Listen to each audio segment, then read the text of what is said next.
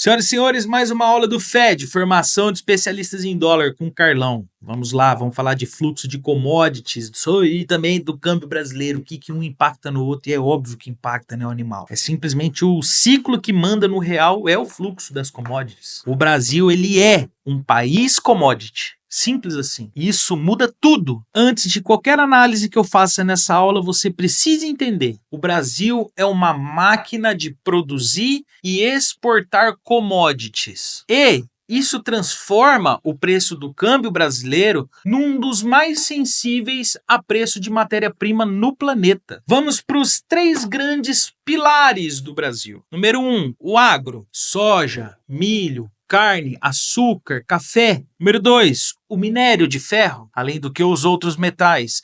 E número 3, o petróleo, Brent, WTI e os seus derivados. E entenda que esses 3 setores juntos movem dezenas de bilhões de dólares por ano, seu animal. E o mais importante de tudo isso, essa grana, ela entra via exportação, cara. Ou seja, vendendo em dólar, recebendo em real. Aí eu não preciso nem te falar como que isso afeta no câmbio, certo? O exportador vendeu soja, vendeu minério, vendeu petróleo. Ele vai receber em dólar, pô. Aí para pagar a folha, para pagar o custo, os impostos, etc., o que ele precisa? Converter em real. Onde que ele vai converter em real? Quem não tá assistindo minhas aulas, quem não tá anotando tudo certinho no caderninho, não lembra, mas é pelo spot, lá no dólar à vista. Ele vai, compra real e vende dólar. Resultado de tudo isso, uma entrada de dólar dentro do Brasil. O real se valoriza e o dólar cai. Ou seja, quanto mais commodity o Brasil exporta, mais dólar entrará no país. Não concorda? E isso vai o quê? Pressionar o dólar para baixo. E a correlação histórica de tudo isso é violentíssima. Pegue o gráfico do dólar, USD/BRL, e compare, por exemplo, com o índice de commodities da Bloomberg, que é o Bcon. Você vai notar o seguinte: quando commodities disparam, o real se valoriza. Quando commodities derretem, o dólar se valoriza. Que é um exemplo de 2003 a 2008, que foi o chamado super ciclo das commodities. O dólar foi de 3,80 para 1,50. De 2011 a 2015, por exemplo, com a queda das commodities, o dólar subiu na época para quase R$4. Que sonho isso, não?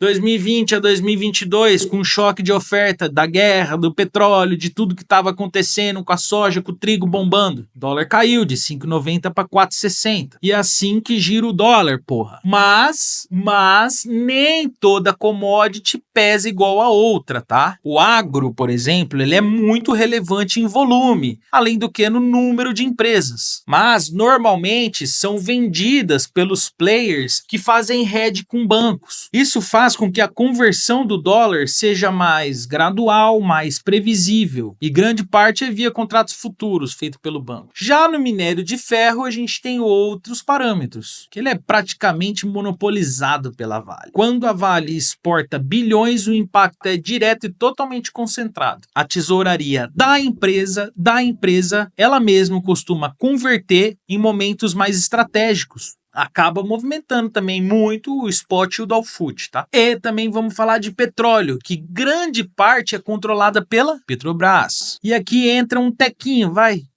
do jogo político, que às vezes a Petro segura muito forte o dólar fora do país. E aqui entra também um jogo político, tá? A Petro às vezes ela segura dólar fora do país, dependendo da política de preço e orientação do governo. Quando aí ela resolve internalizar esses dólares, a porrada no câmbio é certeira, cara. E o contrário, Carlão, vamos falar do contrário também, as duas perspectivas, quando as commodities caem, ou quando então há uma queda no número de exportação, simplesmente vai ocorrer o oposto, né, ao seu animal. Entra menos dólar, automaticamente o real enfraquece e o dólar sobe. Essas empresas, como por exemplo, acabei de falar que a Petro faz esse jogo político de segurar dólar lá fora no exterior, vai também se espalhar como uma estratégia entre todas elas, por conta do medo do câmbio subir mais. Isso diminui, estreita o interesse em fazer hedge via banco e acaba esfriando o Dolfut, que porque é a ferramenta mais utilizada para hedge. O volume cai lá no spot e o mercado automaticamente fica muito mais sensível ao fluxo especulativo. E é óbvio que mais volátil. O dólar sai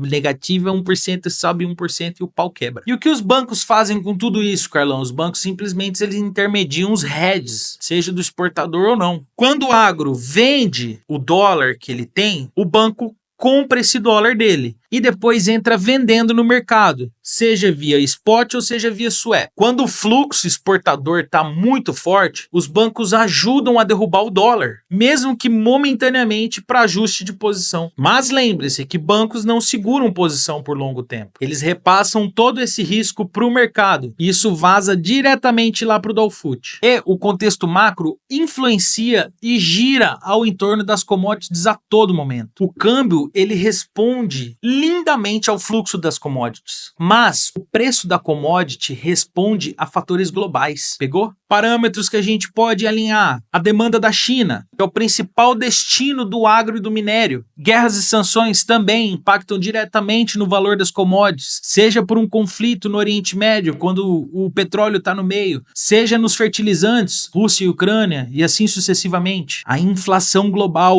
outro aspecto muito importante que é o impacto no valor real das commodities. Taxa de juros dos Estados Unidos, parece que não, mas também. Quando o Fed aperta a política econômica deles, o dólar se valoriza ou desvaloriza, as commodities vão junto. Ou seja, o trader de Dolfut que não acompanha todos esses aspectos que eu falo aqui nesse canal, simplesmente se faz de cego. E existem falsas correlações, não sejam tolos. Nem sempre o preço da commodity e do câmbio andam juntos no curto prazo. Alguns exemplos: o minério está subindo, mas a Vale não converte dólar naquele momento, então é óbvio que o fluxo não vai aparecer. A Petrobras ela exporta, não exporta? Mas aí por um determinado momento ela deixa o dólar lá fora. É óbvio que isso não vai causar impacto no spot. O agro, ele vende, mas aí ele não faz um hedge via swap e muito menos no mercado à vista. É óbvio que o efeito vai migrar totalmente para o Dolfut. E eu não estou falando aqui para você saber apenas o preço da soja. Você tem que entender todos os jogos e os mecanismos que estão por trás. Conclusão de tudo isso: a commodity é simplesmente o petróleo do real. Ela é o petróleo do dólar. Ela é o petróleo do Brasil. Se o diferencial de juros, por exemplo, a engrenagem que a gente acabou até de falar,